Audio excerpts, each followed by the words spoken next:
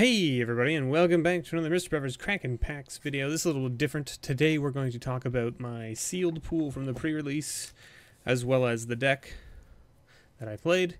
And then we will crack some packs, of course. These are the packs that I won from my pre-release event that I played in. I'm not sure if I'm going to play in the other one on Sunday or not. This was from my Saturday play. I didn't play on like the Friday midnight one. So I have a kit from that one that I will open in another video. But yeah, so first things first, let's put the packs off to the side. We will get to them. They're still here, don't worry. We're just going to talk about the pool first and the deck. So first of all, let's look at first things first. The first kit I opened, and no one will believe me, well, the people at the store believe me, which is good. The first kit I opened didn't have a promo card. It didn't have one of these pre-wrapped promo cards. It didn't have one. So, like, I opened it up and I was like, wait, is it just like, no, it just wasn't in there. There was just no promo card. And I like called the guy over and I was like, I didn't get a promo card in my pre-release kit. And he's like, really? And I'm like, yeah, I mean, like, and I said to him, like, I don't really mind playing without the promo card, unless you're okay with replacing the kit. Like, I'll just give you this kit back, and then I'll, like, I don't know, and you can give me a new kit, maybe, if that's okay. And he was like, yeah, that's fine, I'll just give you another kit. And I was like, okay. So he just gave me another kit. So that's why I have a promo card. And he took the other one back, and I don't know what they're going to do with it. They're going to probably send it back to Wizards and be like, this kid had no promo card in it. I don't know what you want us to do. So, anyway, so I sort of like played around with a bunch of stuff in this kit. I had a lot of stuff kind of all over the place. I ended up playing green-red dinos. I had two fixing things. I had a Traveler's Amulet and an Evolving Wilds. But it wasn't really, like, I didn't have enough other random stuff to splash that this was worth playing, for me anyway. Now, the Traveler's Amulet is interesting because it helps you get to Ascend, because it's a turn one play, if you don't have any others. So it can definitely help you get to Ascend, which is pretty good, and it can also fix you and that kind of stuff. So Traveler's Amulet is very strong in this format from what I can see. That being said, let's talk about the white. The white was very mediocre. One Legion Conquistador, one Bishop Soldier, one Queen's Commission, one Snubhorn Sentry, one Skymarch Aspirant, one Moment of Triumph, one Squire's Devotion, one Sanguine Glorifier, one Martyr of Dusk, and then a Sun Sentinel. And the other white cards I had, which are in this pile, are a Pious Interdiction and a Sun-Crested Pterodon. And so my white was very like, okay, this is not a bad base for a white-black vampire deck. Absolutely, something we can look into. Oh, I also had a Pillar of Origins for fixing. There's my tokens and lands. Let's see here. Okay. So, I was like, all right, let's see what I've got for vampires in black. I had a Vampire Revenant. And I had nothing else in there. I opened an Ugruel's Bloodfast rare, a Silent Gravestone, Angrath's Marauders, Form of the Dinosaur, which this card seems like just bad in general. Mark of the Vampire, not bad for the vampire deck. Actually just very good for any sort of black deck. But then let's look, see, like, so this, you can see here, this is a little bit of a blue-black deck that I sort of threw together. So there's a Dusk Legion Zealot, or Zealot. But other than that, no black vampires. None. Two black vampires. So I was like, white-black vampires? Not happening. Not a thing that's happening. What about, okay, is my white good enough for anything else? Not really. Right? Like, I mean, like, the Sun Sentinel's not bad. Squire's Devotions is pretty good. Everything else is kind of mediocre. right, at best. The Sky Marcher Aspirant is not actually a bad card to play outside of a Vampire deck just because it's a 2/1 for 1, which is really good to begin with. And then it has Ascend, which gives it flying. So once you get to 10 permanents, it has flying. So it's just a very good card in white. But my white just wasn't really like strong enough to warrant playing. I only have one really removal, which is Pious Interdiction. And my creatures are all super tiny, like 2/2s, and it's all early drops, really. Like, my biggest drop in white is the Suncrested 2/5, right? And my only other dino in white is the Snubhorn Sentry, right? So, is this guy going to have Vigilance? Not very often in white. Unless you pair it with green or red and have a bunch of other dinos. That being said, there wasn't much in white that I wanted to splash into my red-green deck either. So, put all the white to the side. We'll talk about this here. So I sort of put together a blue-black pirate deck to play sort of like in case the red-green dinos didn't work out for me. So you can see like I had a March of the Drowned, a Skullduggery, Dive Down, Blightkeeper, Grasping Scoundrel, 2 Kitesail Corsairs. These guys seem really powerful for the blue-black sort of like aggro plan. A Shipwreck Looter seems alright. The Slippery Scoundrel also seems really good. He's a 2/2 for 3, but if you have the City's Blessing, he gets Hexproof and can't be blocked. So he's an unblockable Hexproof 2/2. Now imagine putting Mark of the Vampire on that. Like, now you have a 4/4 lifelink Hexproof unblockable. You're just like, I'm in for 4 every turn. Give me 4 life. 2 Sailors of Means, which was good because my red pirates were lacking quite a bit, but I did have a couple, so we'll get to those in a second here. Fathom Fleet Border, which seems very good in a pirate deck. He's just a 3/3 for 3, and pretty much every time you play him, you're going to have the upside of not having to pay the 2 life. Pitless Plunderer, he just seems like a mediocre pirate. He's a 1/4 for 4, which is basically he's basically worse than your Sailor of Means, because he's a 1/4 for 4, so he costs 1 more mana for the same body, except that he makes tokens whenever a creature you control dies. So if you have a lot of creatures dying, great, but at the same time, then you have creatures dying, and do you really want... So, like, this guy was kind of like a maybe in my board. I wasn't sure. But then, here's what you're splashing for. Like, the Dire Fleet Neckbreaker is a 3/2 that gives all attacking pirates +2/+0. Just seems very good for a pirate deck.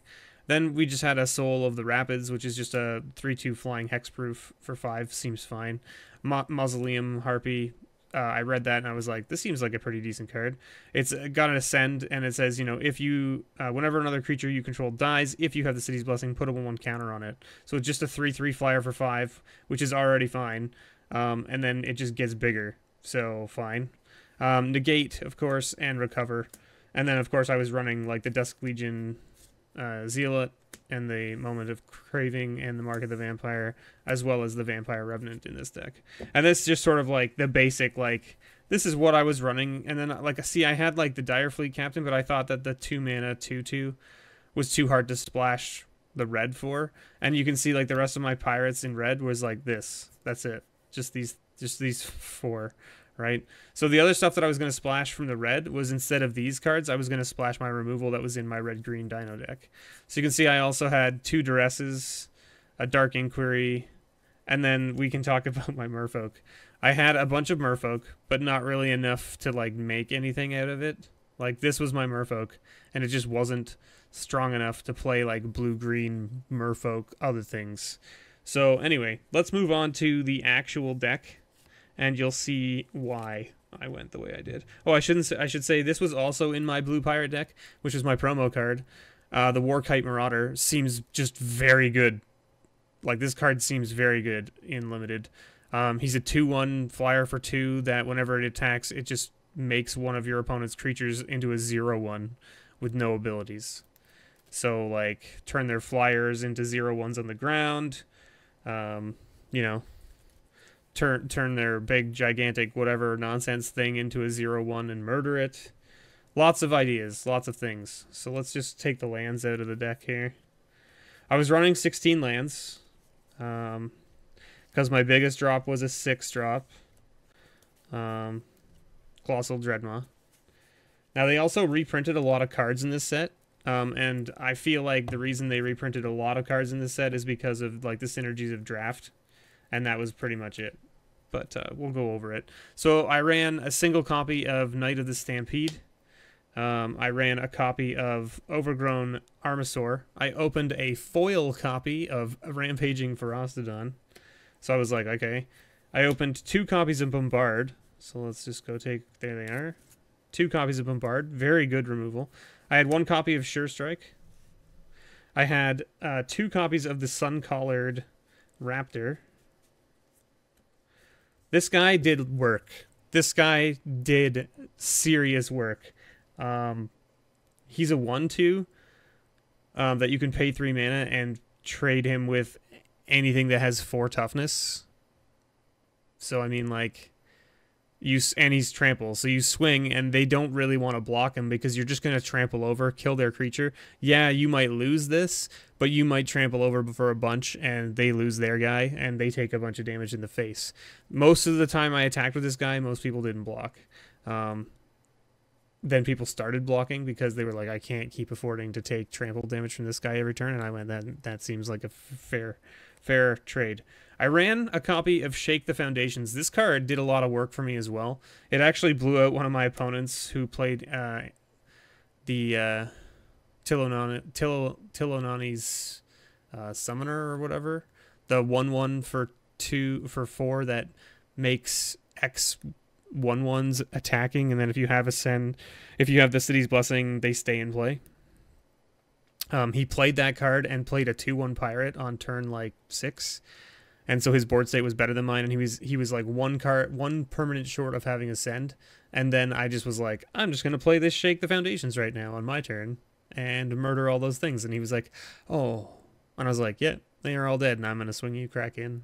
And so yeah, then I ran a copy of Tilonali's Crown. This card actually did more work for me as a removal spell than anything else because it does 1 damage, and there are a lot of X1s in this format. For instance, that flying 3/1 vampire, I killed that with this card one time, just because I was the only way I had to remove that creature in my hand at the time, and I couldn't deal with a 3/1 flyer in the air otherwise. So it ended up being removal for me quite often. I had 2 copies of Hunt the Week, which were very good to me. This guy was also an all-star of my matches. The Needletooth Raptor, if it can focus, there it is. Okay, this guy did work. He's a 2/2 for 4, and so you think, oh man, he's so tiny, he's just gonna get wrecked. Well, when you're running things like Shake the Foundations and Tilonali's Crown and, for instance, the Forerunner of the Empire, this card does tons of work. These 2 cards in conjunction wrecked my opponent several times. Like, most of the time when I played the Needletooth Raptor, people ended up, like, Luminous Bonding him because they didn't want me to block with him or attack with him to basically, trade up to creatures and that kind of stuff. Which actually worked out way better, more beneficial for me that they were Luminous Bonding it, because now I don't have to worry about it getting killed from attacking or blocking. So I can just wait until I have my ways to ping it for 1 every turn, and it'll just keep smoking people's creatures. I think I killed probably like 8 or 9 creatures with the 5 damage from this over the course of my games. Then I opened a Direfleet Daredevil. This card actually didn't do any work for me, like, at all. I think I only was able to utilize its ability 1 time, and it didn't help me. Like, I utilized it, but it was too late in the game, and it just didn't work out for me. Now, a 2/1 First Striker for 2 is still pretty decent. The only problem is that I have a lot of things that do a damage to, like, all creatures and stuff, so, like, having an X1 on the table on turn 2 didn't really help me out. I had 1 copy of Mutiny. That card also, I never actually saw it. I think I saw it 1 game out of the 8 games I played. Well, more than 8 games, because I went to game 3 in 2 of my rounds. So I played 10 games, and Mutiny, I only saw it one time. I had a Crushing Canopy that I also never saw. I never saw that card. Commune of the Dinosaur, I saw this card in my opening hand every time I had to mulligan. I never got to cast this card once. Merfolk Branchwalker, of course, just a key card. Colossal Dreadmaw, very good top end. Path of Discovery. This card did a lot of work for me in one of my games. I played it, and it just let me go to town on my opponent. Like, I explored, like, all the time and just wrecked him up. And then, of course, I had a Thrash of Raptors and an Orzka Frillback. And then I have a card missing out of my deck that I traded. I didn't trade it. I just gave it to one of the guys I played in the last round. The guy I played in the last round said he would trade me for it, and I was like, you can just have it. It's fine. It was just an uncommon, and it was just the 3/4 dino that you sack a mana and you sacrifice it and pay 1 mana to destroy an artifact or an enchantment. He wanted a copy of it, and I beat him in the 3rd round or in the 4th round, and I was just like, you can just have it, it's fine. So he just took it, but that's why it's not here, and I don't have another copy. Otherwise I would have slid it in here to show you guys. But that was my deck, and so you can see, like, that's why I had Ryle in the sideboard, because I have a couple of enrage creatures that actually do decent things when you enrage them. So, this card was sort of in my sideboard, but it wasn't, like, necessarily needed, which is why I didn't play it. And then you can also see that's why I didn't play my fixing, because I didn't really need it. I was playing 2 colors.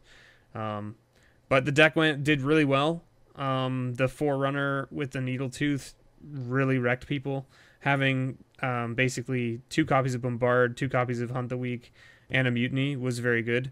I lost in round 3. I went 2-0, and then in the 3rd round I won the first game and then lost the second 2, because my opponent had the giant 12/12 trample dino, and I have, as you can see, this deck has no way of dealing with that sort of power. Once that's on the table, it's just a game over, and he played it on turn like 6 twice on me, and I was just like, oh well, I haven't killed you yet, I guess I lose. That was pretty much how it went down. So, anyway, it went really well. Let's get on to cracking the packs. Thank you guys so much for sticking with me this long. Holy moly, it's been a long video. It's been 17 minutes of me discussing this deck. I apologize for that. But let's get to the meat and potatoes of what you guys want to see, right? And hopefully, maybe you enjoyed that little sort of like walk into my thought process around building what I built. So, let's get into this stuff. Ooh. Ooh. Alright. What do we got? Some good stuff in this pack. Pitless Plunderer. Blazing Hope. Crusted Herd Caller. Ooh, we got a mythic in the first pack. Time Stream Navigator. 1/1 for 2 with Ascend. That says pay 2 and pay 2 generic. 2 blue and 2 generic, I should say. Tap this. Put Time Stream Navigator on the bottom of its owner's library. Take an extra turn after this one. Activate this ability only if you have the city's blessing. That's an interesting thing. Like a recursive... So, you take an extra turn. If you have a way to, like, shuffle your library, then you know it's not on the bottom anymore, so you can get a chance to get another second turn before the end of the game. Because, I mean, obviously, putting this on the bottom, and then if you don't put anything else on the bottom, drawing this card as your last card doesn't do anything for you, because you're never going to get to take another turn. Let's see what we got here. Okay. Imperial Ceratops. Enter the Unknown. This card is sweet. My opponent in the 3rd round had this card. He played it, and it did work for him. So he, like, target creature you control explores. He almost always hit a land, and then was able to play the land and then play something bigger, which was pretty crazy. Golden Demise. This card is also pretty crazy. So it's a 3 mana, all creatures get -2, -2, but if you have the City's Blessing, it's only your opponent's creatures. So it's very nice in that sense. And then we got a Blood Moon, Sun. Huh. When Blood Sun enters the battlefield, draw a card. All lands lose all abilities except mana abilities. Huh. So it's kind of like, it's a poor man's Blood Moon, right? Because Blood Moon just turns everything into mountains. All non-basics into mountains. Why is that down there? Who knows? That's an interesting card. I don't know if that will see play or anything like that, but it's an interesting card.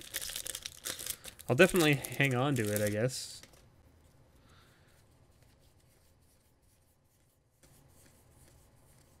Because, I mean, blood, like, turning everything into, like, instead of, like, turning everything into mountains, yeah, they only make red now, so it shuts your opponent off hard, right? Like non-basics, right? But all lands lose all abilities except mana abilities also shuts off things like Wasteland and Strip Mine and all those cards, like all those lands that like do ridiculous things, it shuts them off. So yeah, they can still make all their colors, but this still shuts off a bunch of like abilities and stuff. So that's kind of interesting. Sky Marcher's Aspirant, Dire Fleet Neckbreaker, Silver Gill Adept. This guy's interesting. 2 mana, 2/1. That if you reveal another Merfolk from your hand, you don't have to pay the additional 3. And then when it comes into the battlefield, you draw a card. Pretty good. And then we have an Awakened Amalgam. So this is a star for 4 that says Awakened Amalgam's power and toughness is each equal to the number of differently named lands you control. Interesting. So if you have a bunch of non-basics, that guy gets big. There's your City's Blessing token. These prize packs haven't been terrible. They haven't been terrible, I say. Right? It's always nice to get a mythic out of your prize packs, though, that's for sure. Forerunner of the Legion. This guy's very good in the vampire decks. Reaver Ambush. Exiles target creature with power 3 or less. Just a nice little removal for black. Everdawn Champion. Prevent all combat damage that will be dealt to Everdawn Champion. Alright, doesn't seem terrible. Hey, a second mythic. Azor the Lawbringer. Again, the blue-white legendary Sphinxes are never, like, super high on my priority list. I don't really play Azorius decks that much myself. But, hey, it's a mythic. You can't really complain. And it's, so it's a Sphinx's Revan on a stick. Right? So you can just keep doing it, right? So it's like whenever he attacks, you can just pay the mana. Now, it's not Sphinx's Rev in the aspect of it's not an instant. You can't play it at any time. It's only when you attack. But still a pretty cool card. Another City's Blessing as well as a forest there.